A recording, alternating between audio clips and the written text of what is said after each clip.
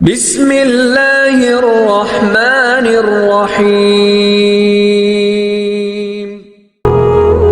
ابو جال کو لے لیں، دماغ میں شک تھا، حالانکہ حضور میں کوئی شک نہیں۔ ایک دن آ کے کہنے لگا کہ بتائیے میری مٹھی میں کیا ہے؟ تو نبی پاک صلی اللہ تعالی علیہ وسلم نے فرمایا اگر میں نے بتا دیا، کہنے لگا اگر آپ نے بتا دیا تو میں کلمہ پڑھ لوں گا۔ حضور نے فرمایا میں نے بتا دینا ہے پر تو نے کوئی نہیں پڑھنا، میں بتا دینا ہے۔ کہ بتائیے، تو حضور نے فرمایا چل سودا کر لیتے ہیں، اگر جو تیری مٹھی میں ہے وہی بتا دے پھر تیرا کیا خیال ہے؟ تو نبی پاک صلی اللہ تعالی علیہ وسلم نے کہا کیا بھئی ابو جہل کی مٹھی میں؟ تو اس کی مٹھی میں کنکر تھے، کنکروں نے کلمہ پڑھنا شروع کر دیا۔ جب کنکروں نے کلمہ پڑھا، پتھر تھے وہ، انہوں نے کلمہ پڑھا۔ ابو جہل نے وہ کنکر زمین پہ پھینکے کہنے لگا اوہو تیرا جادو تو پتھروں پہاڑوں پہ بھی چلتا ہے۔ اب جملہ کہنے لگا ہوں سمجھ لینا، ابو جہل گوشت کا آدمی تھا، کنکر پتھر تھے، پتھر کلمہ پڑھ گئے۔ گوشت پوشت کا آدمی تھا پر کلمہ، کیونکہ یہاں کیا تھا؟ شک، اس نے آگے نہیں بڑھنے دیا۔ گوشت پوشت کا شخص ہو کے پتھروں سے آگے نکل نبی پاک صلی اللہ علیہ وسلم کی خدمت میں آیا۔ بلکہ وہ جو یہودی والی روایت ہے اس کے پس منظر میں بھی بعض محدثین نے لکھا ہے، اس کو بھی اسی نے بھیجا، کہنے لگا جاؤ نبی پاک سے جا کے کہو اگر وہ درخت آپ کا کلمہ پڑھے تو میں بھی پڑھ لوں گا۔ درخت، اب درخت ہوتے تو جاندار ہیں پر کلمے تو کوئی نہیں نہ پڑھتے۔ درخت سے بھی تو انسانوں سے کلمہ پڑھنے کی بات، اگر درخت پڑھے تو میں پڑھ لوں گا۔ نبی پاک صلی اللہ علیہ وسلم دور بیٹھے تھے، درخت دور تھا، اور امام سیوطی علیہ رحمہ نے لکھا ہے درخت بھی کیکر کا تھا۔ نبی پاک صلی اللہ علیہ وسلم نے فرمایا اس یہودی سے کہ تو جا کے درخت کو کہہ کہ تجھے نبی پاک بلاتے ہیں۔ فرمایا میں گیا تو پھر تم نے کہنا جادو کر کے بلایا ہے۔ احتیاط بھی کی، ہر چیز آنکھوں کے سامنے رکھی، تو جا کے کہہ کہ تجھے بلاتے ہیں۔ وہ بندہ گیا، جا کے کہنے لگا، اور امام سیوطی نے اس کو لکھا ہے، کہنے لگے اس نے نبی پاک کا نام بھی نہیں لیا، کیونکہ ابو جہل اینڈ کمپنی کو پتا تھا کہ مصطفیٰ کے نام میں بھی بڑی برکت، خالی نام بھی نہیں لیا۔ کہنے لگا درخت وہ جو سامنے بیٹھے ہیں نا وہ تجھے بلا رہے، نام نہیں لیا حضور کا، وہ جو سامنے بیٹھے ہیں نا، جاءت لدعوتہ الاشجار ساجدۃ۔ امام بوصیری کہتے ہیں درخت آیا اور سجدہ کرتا ہوا، زمین چیرتا ہوا آیا۔ کس طرح آیا؟ پہلے آگے جھکا، پھر پیچھے جھکا، دائیں جھکا، بائیں جھکا۔ یہاں بھی لکھنے والوں نے لکھا ہے کہ وہ نہ درخت اپنی جڑیں اکھیڑ رہا تھا، جب چلنا تھا نا اس نے حضور کی طرف آنا تھا تو آگے دائیں بائیں ہوا، جڑیں اکھیڑ رہا تھا۔ لیکن ہمارے استاد جب ہمیں یہ روایت پڑھایا کرتے تھے تو کہتے تھے جڑیں نہیں اکھیڑ رہا تھا، جب اس نے سنا مجھے نبی پاک نے بلایا تو اسے وجد ہو گیا تھا، وہ جھومنے لگ گیا تھا، جھوم رہا تھا، حضور نے مجھے بلا لیا، جاءت لدعوتہ الاشجار ساجدہ۔ تو درخت آیا، اس نے آ کے نبی پاک کو سجدہ کیا، لکڑی کا بنا ہوا درخت ہے، سجدہ کیا۔ سجدہ کرنے کے بعد درخت اٹھا اور اٹھ کے اس نے نبی پاک کا کلمہ پڑھا۔ وہ جس کو ابو جہل نے بھیجا تھا نا یہودی، وہ درخت کی حالت دیکھ کے کلمہ پڑھ گیا، وہ کلمہ پڑھ گیا، لیکن یہی بے ایمان کہنے لگا اوئے ہوئے ان کا تو درختوں پہ بھی جادو چلتا ہے۔ لا ریب فی، شک قرآن پاک میں، لیکن اگر بندے کے دماغ میں ہو اس کا علاج ہے کوئی، ادھر ہی شک بیٹھ جائے۔ سادی مثال دیتا ہوں کہ سامنے دیوار صاف ہو لیکن گرد اگر آئینے پہ پڑی ہو، دیوار صاف کرنی چاہیے کہ اینک کا شیشہ صاف کرنا چاہیے؟ ساری زندگی لوگ دیوار صاف کرتے گزار دیتے، ساری زندگی تراش خراش کرتے گزار، اپنی مرضی کی پینٹنگ کرتے گزار دیتے ہیں، پر اپنی آنکھ کی پتلی صاف نہیں کرتے، آنکھ کی پتلی صاف نہیں کرتے۔ کسی نے حضرت رومی سے کہا تھا حضور دنیا میں کوئی اچھا ملتا نہیں، فرمانے لگے تھوڑا رونا شروع کر تاکہ تیری پتلیاں وضو کر لیں، وضو کر لیں، وہ انہیں پتہ چل جائے کہ کتنے صاف ستھرے لوگ دنیا میں پائے جاتے ہیں۔ ابو جہل پھر آ گیا، کہنے لگا اگر آپ چاند کے 2 ٹکڑے کر دیں تو میں کلمہ پڑھنے کو تیار۔ اچھا یہاں بھی بڑی مزے کی بات ہے، اللہ نے پہلے کہہ دیا نبی پاک کو کہ ان الذین کفروا سواء علیہم اانذرتہم ام لم تنذرہم لا یؤمنون۔ محبوب یہ جن کی قسمت میں کفر ہے نا، آپ انہیں ڈرائیں چاہے نہ ڈرائیں، یہ ایمان نہیں لائیں گے. کنکروں نے بھی کلمہ پڑھ لیا, درختوں نے بھی پڑھ لیا, سارا کچھ ہو گیا, اور اللہ نے بھی کہہ دیا کہ محبوب اس بے ایمان نے کلمہ نہیں پڑھنا, پر حضور نے فرمایا یہ پڑھے نہ پڑھے ہم نے میدان نہیں چھوڑنا. جتنی دفعہ آئے گا نا ہم اسے ضرور معجزہ دکھائیں, جتنی دفعہ آئے گا ہم کیوں میدان چھوڑیں. آگے کہنے لگا جی اگر چاند کے 2 ٹکڑے کر دے تو اقتربت الساعۃ وانشق القمر. تو نبی پاک صلی اللہ علیہ وسلم نے انگلی کا اشارہ کیا, چاند 2 حصوں میں بٹا. کوہ صفا ایک پہاڑی تھی مکے میں, آدھا ٹکڑا پہاڑی کی اس جانب ہوا, آدھا اس جانب. یعنی وضاحت کی اللہ کریم نے کہ ایسے نہ ہو کہ یہ کہہ دی وہ تو ایسے بالکل شک ہوا تو مل گیا, پتہ نہیں میری آنکھوں پہ جادو ہو گیا, ملا ہے کہ نہیں ملا. جب ٹوٹا تو حدیث پاک میں آتا ہے کہ آدھا چاند کوہ صفا کی ادھر گیا اور آدھا تو پہاڑی تھی, چاند نیچے آیا, پہاڑی کے گرد گھوما, آگے جا کے ملا. یعنی وقفہ دیا گیا باقاعدہ دیکھنے کا, سمجھنے. پوری دنیا میں جتنے لوگ اس وقت چاند دیکھ رہے تھے, ہندوستان تک روایتوں میں ملتا ہے کہ لوگوں نے گواہی دی کہ ہم نے چاند ٹوٹتے دیکھا ہے. زمانہ مان گیا, لوگوں کی چیخیں نکل گئیں, لوگ قدموں میں گر گئے. پر وہ جس کے دماغ میں شک تھا نا وہ نہیں مانا. شجر و حجر پہچان گئے پر انسان کی نظروں میں شک ہی رہا. دنیا میں سب سے مجبور, کمزور, بزدل, کم فہم بندہ وہ ہے جس کے دماغ میں شک ہے. سب سے کم فہم آدمی, اس کی فراست روحانیہ زیرو ہے, وہ ایک ناکام شخص ہے. اس کو کسی پہ بھی شک پڑ جائے, کسی پہ بھی. ہم نے دیکھا ہے جو عورت اپنے مرد پہ شک کرنے لگ جاتی ہے اس گھر کا کوئی علاج نہیں ہوتا. جو شکوہ کرتی ہے روٹی کا, پیسوں کا, وہ کسی دور میں مسئلہ اس کا حل ہو جاتا ہے. جو نافرمان ہوتی ہے اس کا بھی مسئلہ کسی نہ کسی زمانے میں حل ہو ہی جاتا ہے. یہ جس کو شک پڑ جاتا ہے نا, شک, اس کا مسئلہ قیامت کی صبح تک حل نہیں ہوتا. اگر مرد کو شک پڑ جائے اس کا مسئلہ بھی کبھی زندگی میں دوبارہ حل, یاد رکھیں. یہ جو شکوک و شبہات ہے نا, قرآن پورا شکوک و شبہات کا ازالہ کرتا ہے. کافر کے سوال کا جواب دیتا ہے, منافق کے سوال کا جواب دیتا ہے. قرآن مجید ہر ایک کی تسلی کراتا ہے, لیکن شروع میں بتا دیا کہ لا ریب فی, شک والی گنجائش اس میں. لوگ آج تک شک کر رہے ہیں کہ اللہ کا کلام ہے کہ نہیں, آج تک لوگ کہیں. تو میرے بھائی, شکوک والی زندگی کمزور ہوتی ہے. شکوک والی, عقل مند لوگوں کی زندگی کمزور زندگی ہے. صحابہ کرام عمل والے لوگ تھے, وہ بحثوں میں الجھے رہتے تو عمل نہ کر پاتے. ہمارے ہاں نا بحث ہوتی ہے جس مسئلے کا کوئی تعلق ہی نہیں, الجھنوں سے نکل آئے. عمل کا رستہ, بحث جو ہوتی ہے یہ عمل کا رستہ روکتی ہے. عقل مند نہ بنے, فرما بردار بنے. میرے بھائی, شکوک و شبہات والی جو لائف ہے, لیکن نا انبیاء کرام علیہ السلام کے بارے میں شکوک و شبہات ہیں, اولیاء عظام کے بارے میں. اب ایک نیا شک پیدا ہو گیا ہے کہ فیض ملتا ہے کہ نہیں ملتا. ہم نے فلانے ولی کو دیکھا نہیں, ساری زندگی اس کا نام لیا, فیض ملے گا کہ نہیں. غوث پاک کو دیکھا نہیں, ساری زندگی قادری کہلایا, فیض ملے گا کہ نہیں. خواجہ اجمیر کو دیکھا نہیں, چشتی کہلائے, فیض ملا کہ نہیں. صابر پیا کو دیکھا نہیں, صابری کہلائے, فیض ملا کہ نہیں. او خدا کے بندے, فیض وہ چیز ہے جو نظر نہیں آتی پر محسوس سب سے زیادہ ہوتی ہے. ملے تو حضرت اویس کرنی بھی نہیں تھے نبی پاک سے, وہ بھی نہیں ملے تھے, ملاقات تو ان کی بھی نہیں ہوئی تھی. کیا کہو گے, ملاقات نہیں ہوئی, لیکن فیوز و برکات کا یہ عالم ہے کہ میرے محبوب نے فرمایا وہ دعا کرے گا تو اللہ میری امت کی بخشش فرمائے گا. تو آپ ہمارے صوفیاء میں ایک سلسلہ اویسیہ ہے.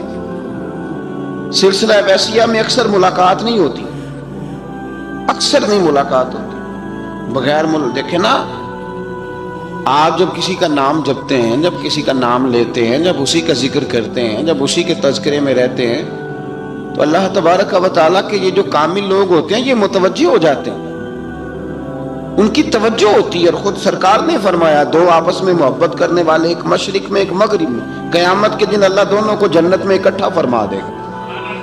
یہ کیا بات ہوئی کہ ہر بات میں شک کرنا کہ جی وہ فلانے سے ملاقات ہی نہیں ہوئی. تو کس طرح بھئی, ملاقات ایک الگ چیز کا نام ہے. ملاقات ایک الگ شے کا نام ہے، اور فیوز و برکات ایک اللہ سے ملاقات ہوئی ہے۔ رزق دیتا ہے کہ نہیں؟ زندگی دیتا ہے، ساری چیزیں دیتا ہے، تو ملاقات تو کوئی نہیں کرتا۔ تو اس لیے ہر چیز کو ٹھیک ہے، وہ جو جگہ جس جگہ پہ جو بات ہے اس کو وہاں رہنا چاہیے، لیکن یہ شکوک ہیں، ان سے باہر نکلیں، ان سے باہر آئیں۔ اولیاء اللہ کا جو فیضان ہے، ان کی جو محبت ہے، ان کے جو طریق، حضرت سلیمان بن بشار رحمت اللہ علیہ کے بزرگ گزرے ہیں، وہ کہتے ہیں میرے پاس، میں بڑا خوبصورت تھا جوانی میں، دین کی تھوڑی سی خدمت کرتا تھا، تو ایک عورت آ گئی، اس عورت نے میرے ساتھ کچھ مجھ سے مانگا، مطالبہ کیا، تو میں نے کہا کوئی بھکارن ہے۔ میں نے جب اس نے نقاب اوڑھا ہوا تھا، جب میں نے اس کی طرف پیسے دینے کے لیے، خیرات دینے کے لیے کوئی چیز بڑھائی، تو اس نے چہرے سے کپڑا ہٹایا، میں نے نظر جھکا لی، کہنے لگی سلیمان میرا رنگ روپ تو دیکھ، میں کتنی خوبصورت ہوں، میں تیری محبت میں گرفتار ہو گئی، خدا را میں اپنے آپ کو تیرے حوالے کرتی ہوں۔ آپ فرماتے ہیں جب اس کے نیت اور ارادے میں اور لفظوں میں نے فطور دیکھا، تو میں استغفر اللہ پڑھتا وہاں سے بھاگ گیا، اتنا دوڑا کہ میں بصرہ سے باہر نکل گیا، شہر سے ہی باہر آ گیا، عورت سے دوڑ رہا ہے، مرد، نوجوان، خوبصورت۔ فرماتے ہیں عشاء کی اذانیں ہو رہی تھی، نماز پڑھ کے میں مسجد میں سو گیا، تو مجھے حضرت یوسف علیہ السلام کا دیدار ہوا۔ جناب یوسف کہتے ہیں میں حضور کا غلام اور غلاموں کا غلام اور صدیوں بعد کا غلام، تو جناب یوسف علیہ السلام میری خواب میں آئے اور کہنے لگے اٹھ جوان، میرے سینے سے لگ، یار تو نے تو نبی پاک کا امتی ہو کے وہ کام کیا ہے جو میں نے نبی ہو کے کیا تھا۔ اب کام حضرت یوسف والا کیا تھا نا، تو صدیوں اور سالوں اور مہینوں کا فاصلہ بن سکا، تو وہ آ گئے۔ مسئلہ یہ ہے کہ شکوک و شبہات والی زندگی نقصان دیتی ہے۔ حضرت ہمارے سلسلہ مقدسہ میں ایک سلسلہ علویہ ہے جو اعلیٰ حضرت فاضل بریلوی کو حاصل تھا۔ شاہ عبدالعزیز صاحب محدث دہلوی رحمۃ اللہ تعالیٰ علیہ نے بڑا لکھا مولا علی کی شان پہ، حضرت علی پہ کلام، ان کا ذکر، ان کے تذکرے اس قدر فنا ہو گئے کہ ہر وقت ذکر علی کرتے ہیں۔ فرماتے ہیں مجھے خواب میں حضرت علی کا دیدار ہوا، انہوں نے مجھے بیعت فرمایا اور مجھے اپنے سلسلہ مبارکہ میں اجازت دی۔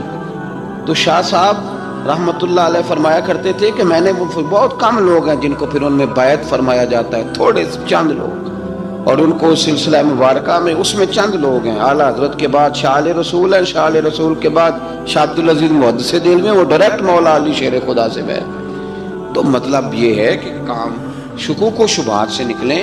قرآن نے کہا لا ریب فی، قرآن میں شک البتہ وَإِن كُنتُمْ فِي رَيْبٍ مِّمَّا نَزَّلْنَا عَلَىٰ عَبْدِنَا، بندے کچھ شک کرتے ہیں، اگر انہیں شک ہو تو وہ اس طرح کریں کہ فَأْتُوا بِسُورَةٍ مِّن مِّثْلِهِ، پھر اس کی مثل ایک صورت لے کے آئیں، اور وَادْعُوا شُهَدَاءَكُم مِّن دُونِ اللَّهِ إِن كُنتُمْ صَادِقِينَ، سارے بے شک اپنے حمایتی بلا لیں اگر وہ سچیں۔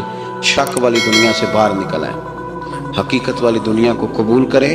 شکوک و شبہات کا ازالہ نہیں ہوتا، شک دوسرے شک کو جنم دیتا ہے، نقص دوسرے نقص کو جنم دیتا ہے، غلطی دوسری غلطی کو جنم دیتی ہے۔ اور انسان جب تک شکوک کی، میں نے آپ کو کہہ دیا کہ ہر گھر بس سکتا ہے، ہر گھر، ہر عورت کے صحیح ہونے کی امید ہوتی ہے، پر جس بی بی کو اپنے خاوند کے کردار پہ شک ہو وہ بی بی کبھی مطمئن نہیں ہوتی۔ ہر گھر بس جاتا ہے، لیکن جس خاوند کو اپنے بیوی کے کردار پہ شک ہو جائے اس کا کبھی اس کے ساتھ سلوک مخلصانہ۔ شکوک والی زندگی بیماروں کی زندگی ہے، شکوک والی زندگی بیماروں کی زندگی، کمزوروں کی زندگی، بزدلوں کی زندگی۔ اس لیے حقیقت والی چیز جب تک آپ کے پاس کوئی چیز کلیئر ہو کے نہیں آتی، شریعت اسلامیہ نے بہتان کی سزا رکھی ہے 80 کوڑے، پتہ ہے آپ کو؟ جس نے ایسے ہی بہتان لگا دیا، دلیل ہی کوئی نہیں، ایسے ہی کہہ دیا کہ جی وہ مجھے شک ہے جی انہوں نے ایسے کیا، فرمایا اسے کوڑے مارو۔ شک کی بنیاد پر بہتان ترازی کرتا ہے، کوڑے کی سزا رکھی، 80 کوڑے مارو اس ظالم۔ یہ شک کر رہا ہے اس کو، جب اس کے پاس دلیل ہی کوئی نہیں۔ یہاں بڑے بندے ہیں بات کر دیتے ہیں، کہتے ہیں جی وہ ایسا ہوا ہوگا، میں نے ایسا دیکھا تھا، ہوگا، کیا تھا، ممکن ہے۔ تو یہ شکوک ہے۔ اس شکوک، یہ سامنے والے کا کچھ بھی نہیں بگڑتا، اس بیچارے کا کیا بگڑنا ہے۔ یاد رکھیں بڑی خوبصورت بات یہاں حضرت عبداللہ ابن مسعود کی آپ فرمایا کرتے تھے جب کسی بندے پر بندے شک کرتے ہیں اور ناجائز شک کرتے ہیں اللہ اس کی عزتوں میں اضافہ فرما دیتا ہے، اللہ اسے شان عطا کرتا ہے۔ اپنی زندگی کو بیماریوں سے نکالنے، یہ روحانی بیماری ہے شک، اس سے باہر آنا، یہ ظلم ہے۔ اولیاء پہ بھی شک، صوفیاء پہ بھی شک، علماء پہ بھی شک، ہر بندے پہ شک، کوئی صحیح نہیں، سارے غلط، میں اکیلا صحیح۔ اس شک سے باہر آ جائیں، یہ نفسیاتی مریض بنا دے گا، بے سکون کرے گا، بے قرار کرے گا۔ اللہ تبارک و تعالیٰ نے نا ہمارے محبوب کریم علیہ السلام کو دنیا میں بھیجا تو فرمایا یا ایھا الناس قد جاءکم برہان من ربکم، اے لوگو تمہارے پاس تمہارے رب کی دلیل آ گئی۔ اللہ تبارک و تعالیٰ نے محبوب پاک علیہ السلام کو سراپا دلیل بنا کے بھیجا۔ باقی انبیاء کرام علیہم السلام کے پاس بھی اپنی نبوت کے دلائل کے طور پر بے شمار معجزات تھے، اور حضور کریم علیہ السلام کے تو پورے وجود کو ہی اللہ نے معجزہ بنایا۔ اور نبی پاک صلی اللہ تعالیٰ علیہ وآلہ وسلم کی نبوت کی دلیلیں، حضور کے رسالت کے مستحکم دلائل جگہ جگہ آپ کو ملیں گے۔ سب سے پہلی چیز تو یہ سمجھنے والی ہے کہ نبی پاک علیہ السلام نے جس چیز کو سب سے پہلے اپنی نبوت کی دلیل کے طور پر بیان فرمایا وہ حضور کا کردار ہے، سیرت ہے، عمل ہے، حضور کا لوگوں کے ساتھ رویہ ہے۔ نبی پاک علیہ السلام کی تبلیغ کے 3 دور ہیں۔ ایک تو حضور نے اپنے قول سے تبلیغ فرمائی، تو 40 سال کی عمر سے محبوب نے اعلان فرمایا اور تبلیغ کی، اور ایک نبی پاک صلی اللہ تعالیٰ علیہ وسلم بالواسطہ حضور کی تبلیغ ہے جو آج تک جاری ہے۔ امت کے علماء، مشائخ، مبلغین حضور کے دین کو آگے پھیلا رہے ہیں، تو دراصل یہ بھی تبلیغ رسول پاک علیہ السلام ہی کی تبلیغ۔ اور ایک حضور کی تبلیغ کا دور ہے حضور کی پیدائش سے لے کر ولادت مبارکہ سے لے کر حضور علیہ السلام کے اعلان نبوت تک۔ اس دوران نبی پاک نے جو تبلیغ فرمائی ہے وہ اپنے کردار سے فرمائی۔ عرب کا وہ معاشرہ جو بڑا میلا کچیلا گدلا ہو چکا تھا، جس کے اندر سراسر مادہ پرستی کا زور تھا، جس کے اندر لوگ انسانوں کی خرید و فروخت کرتے تھے، جس کے اندر بیٹیوں کو زندہ دفن کر دیتے تھے، جس کے اندر جو آدمی جتنا زیادہ مضبوط ہوتا تھا اتنا زیادہ لٹیرا بن جاتا تھا، اس معاشرے کے اندر رسول کریم علیہ السلام نے 40 سال گزارے، اور اس طرح گزارے کہ جو بیگانے بھی تھے وہ بھی کہا کرتے تھے یہ صادق ہے، یہ امین ہے۔ اور جب حضور نے اعلان نبوت کیا تو فرمایا، یہ قرآن مجید کے لفظ ہیں، فرمایا فَقَدْ لَبِثْتُ فِيكُمْ عُمَرًا مِّن قَبْلِهِ أَفَلَا تَعْقِلُونَ، میں تمہارے بیچ عمر کا ایک حصہ گزار چکا ہوں، تمہیں عقل نہیں ہے، شعور نہیں ہے۔ نبی کریم علیہ السلام نے اپنے کردار کو، اپنے عمل کو اپنی نبوت کی دلیل کے طور پر بیان فرمایا۔ وہ تو حضرت حلیمہ بھی فرماتی ہے نا، جب میں نبی کریم علیہ السلام کو اپنے گھر لے گئی تو میرا اپنا بچہ بھی دودھ پیتا تھا، 2 میرے بیٹے ہو گئے، ایک میری یہ نسبی اولاد اور حضور میری رضائی اولاد۔ تو کہتی ہے جب میں کریم محبوب علیہ السلام کو اپنے سینے سے لگاتی تھی تو حضور میرے ایک پستان سے دودھ پیتے تھے اور دوسرا اپنے بھائی کے لیے چھوڑ دیا کرتے۔ یہاں سے رسول کریم علیہ السلام نے کردار کے ذریعے تبلیغ اور پھر اعلان نبوت سے پہلے ایک تنظیم عرب کے جوانوں پر، عرب کے سرداروں پر مشتمل بنائی گئی، جس میں نبی کریم علیہ السلام نے بڑا حصہ لیا سرکار نے، اور بڑے اہم لوگوں کو شعور حضور نے عطا فرمائے۔ وہ اس جماعت کا فیصلہ تھا کہ ہم سارے جوان، سارے بڑے لوگ ملیں گے، یہ حضور کے اعلان نبوت سے پہلے کی بات ہے، ہم بڑے لوگ ملیں گے، کسی بڑے کو کسی چھوٹے پر ظلم نہیں کرنے دیں گے، کسی آدمی کو کسی غریب کا حق نہیں کھانے دیں گے۔ حضور علیہ السلام نے نا اپنی کردار سے، اپنے عمل سے، اور آپ کا جو عمل ہوتا ہے نا وہ اصل ہوتا ہے، ایک ہوتا ہے آپ کوئی بات کرتے ہیں اور ایک ہوتا ہے کہ آپ کوئی عمل کرتے ہیں۔ آپ جب عمل کرتے ہیں تو عمل کے ذریعے بھی لوگوں تک بات پہنچتی ہے کہ دراصل آپ کا اٹھنا بیٹھنا چلنا پھرنا کیا ہے۔ میرے رسول کریم علیہ السلام کا اٹھنا بھی ایک نبی کا، بیٹھنا بھی ایک نبی کا، بات کرنا بھی ایک نبی کا، معاملات زندگی کرنا بھی ایک نبی کا، لین دین کرنا بھی ایک نبی کا۔ ایک شخص کہتے ہیں میں نے اعلان نبوت سے پہلے حضور علیہ السلام سے کوئی چیز خریدی تھی اور میں نے عرض کیا تو آپ یہاں تشریف رکھے، میں پیسے لے کے آتا ہوں، میں 3 دن کے بعد آیا۔ دیکھو یہ بات کرنی کتنی آسان ہے، بولنی کتنی آسان ہے، پر 3 دن یہاں میرے بھائی کو کسی شخص کو 2 گھنٹے انتظار کرنا پڑ جائے تو لوگ کہتے ہیں الانتظار وشد من القتل، یہ تو قتل سے زیادہ تکلیف والا معاملہ ہے، منتظر رہنا کسی کا۔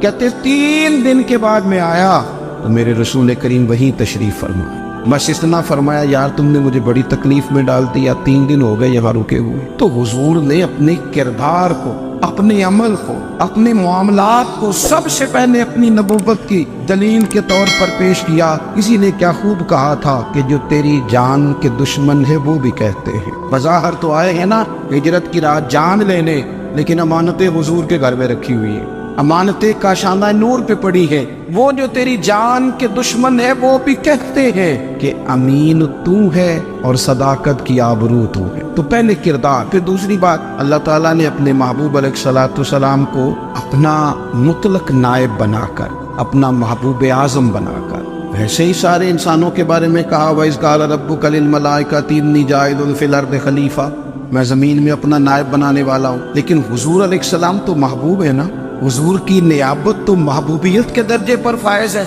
तो रसूल पाक को रब करीम ने इस तरह का बना के भेजा कि हज़रत अब्दुल्लाह इब्न रवाहा रदियल्लाहु ताला अन्हु बयान फरमाते हैं कि अगर हुजूर कोई मौजज़ा न भी दिखाते, नबी करीम अलैहिस्सलाम से कोई एजाज लोग न भी देखते, तो महबूब का तो चेहरा ही इस तरह का था, लोगों ने देखते जाना था और कलमा पढ़ते जाना था। लेकिन बावजूद इसके मेरे रसूल पाक का एजाज ये है, कमाल ये है कि हुजूर कभी इशारा कर दे तो चांद 2 टुकड़े हो जाए, कभी दुआ मांग दें तो डूबा हुआ सूरज वापस आ जाए, कभी महबूब गुजरने लगे तो पत्थर आप पर सलाम पड़े, कभी हुजूर पहाड़ पर चढ़ जाए तो पहाड़ वज्द में आकर झूमने लगे, महबूब का कभी नमाज पढ़ाते इरादा बन जाए तो अल्लाह ताला किबले का रुख ही तब्दील फरमा दे। क्या खूबसूरत सोच है और क्या नजरिया देते हैं बरेली के इमाम। फरमाते इजाबत का जोड़ा, इनायत का सेहरा, दुल्हन बन के निकली दुआए मोहम्मद, और इजाबत में झुक कर गले से लगाया बड़ी नाज से जब दुआए मोहम्मद।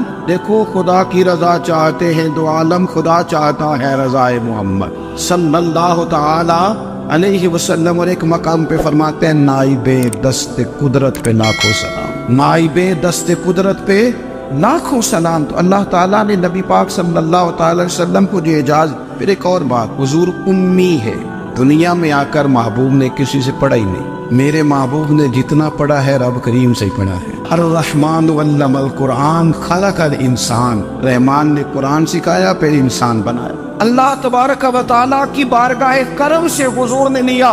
रसूल करीम उम्मी है, ये भी हुजूर की नबुव्वत पर एक बड़ी दलील। देखो एक होता है कोई आदमी बचपन से ही किसी चीज से शगफ रखे और जब उसकी उम्र बड़ी हो जाए तो कहते हैं इसका तजर्बा बड़ा हो गया, ये पहले कुछ शेर कहता था, कोई अदबी जुमला कहता था, तो अब इसकी ये काम करते करते उम्र बड़ी हो गई है तो रसूख हासिल हो गया। 40 साल की उम्र मुबारक तक नबी करीम ने एक शेर भी नहीं कहा। हुजूर अलैहिस्सलाम ने कभी कोई ऐसी बात, वैसे तो हुजूर की हर बात हिकमत वाली, लेकिन जिसको अरब के लोग अपने लहजे में शायरी या अपने लहजे में अदब कहते थे वो हुजूर ने बयान नहीं फरमाया। लेकिन जब 40 साल की उम्र में ऐलान नबुव्वत किया तो फिर बड़े बड़े फसीह बली, बड़े बड़े सियाने तुफैल बिन अमर कहते हैं कि उस शख्स को भी मैंने देखा जिसे बड़ा नाज था अपनी फसाहत और बलागत पर, और जब वो हुजूर के पास आया और उसने आके कुछ बातें की तो महबूब खामोशी से सुनते रहे, और जब वो चुप कर गया तो मेरे करीम ने सिर्फ सूरह फातिहा पढ़ी। कभी उठता था, कभी बैठता था, कभी गौर करता था, कभी दाएं जाता था, कभी बाएं जाता था। फिर कहने लगा बताओ ना कलाम किसका है। फरमाया उस रब का, उस रब का, उस रब का जिसका मैं रसूल बन के आया हूँ। नबी करीम सल्लल्लाहु ताला अलैहि वसल्लम उम्मी है, लेकिन हुजूर ने कायनात के राजों से पर्दे हटा दिए।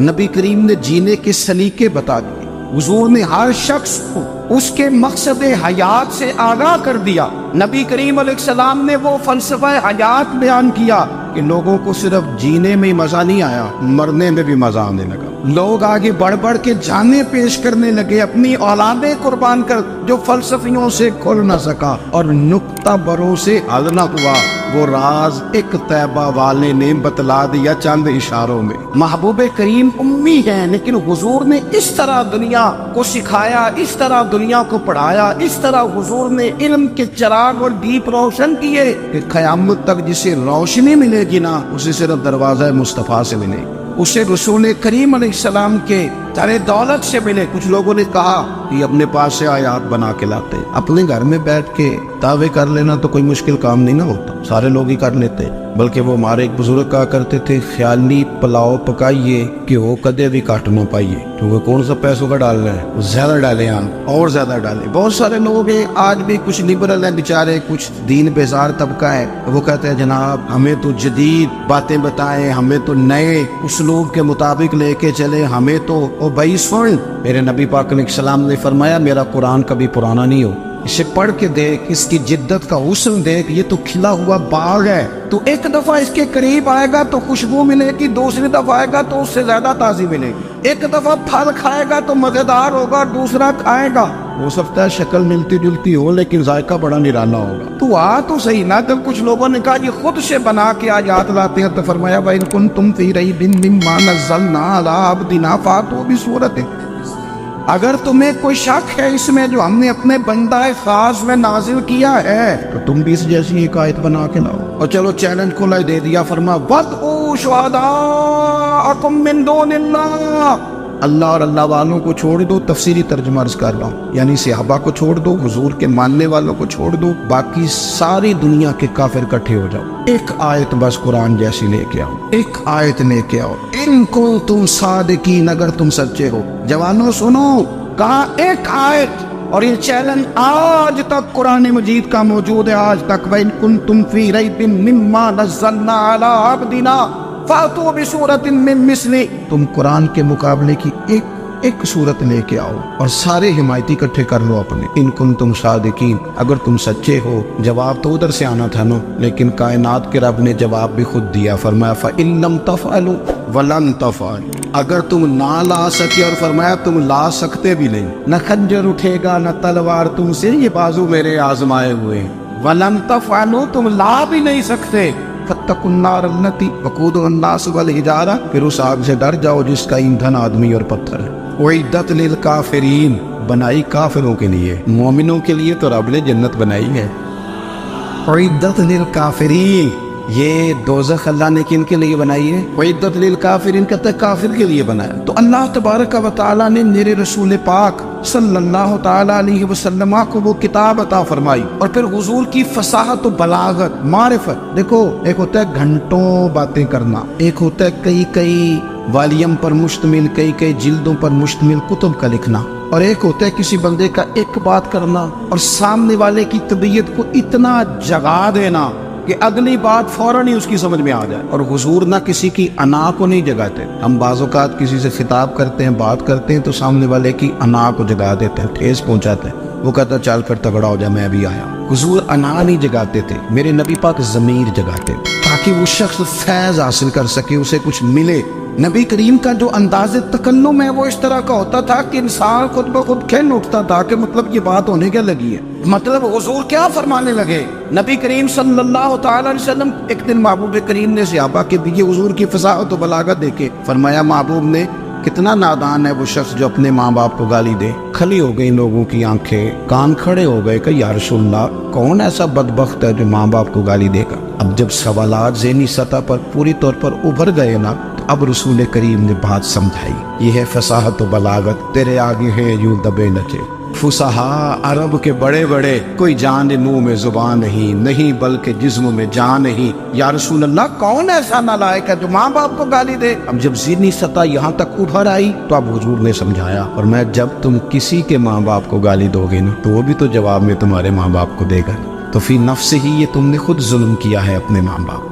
کیوں تم نے ایسا لہجہ اختیار کیا کہ جس سے سامنے والے کی انا جاگ جائے اور وہ تمہارے مقابلے میں آ کر کے کھڑا ہو جائے؟ کیوں تم نے اس طرح کے انداز اختیار کیے کہ جس سے سامنے والا بھی سارے پنجے کھڑے کر کے باہر نکل آئے اور کہے آ جاؤ پھر میں بھی میدان میں حاضر ہوں. رسول کریم کی فصاحت بلاغت دیکھیں نا, حضور 2-4 جملوں میں ساری بات سمجھا جاتے. ایک حدیث پاک اگر ہماری سمجھ میں آ جائے, ایک روایت نبی پاک صلی اللہ تعالی علیہ وسلم نے فرمایا خوبصورت مسلمان وہ ہے جو بے مقصد باتوں کو چھوڑ دے.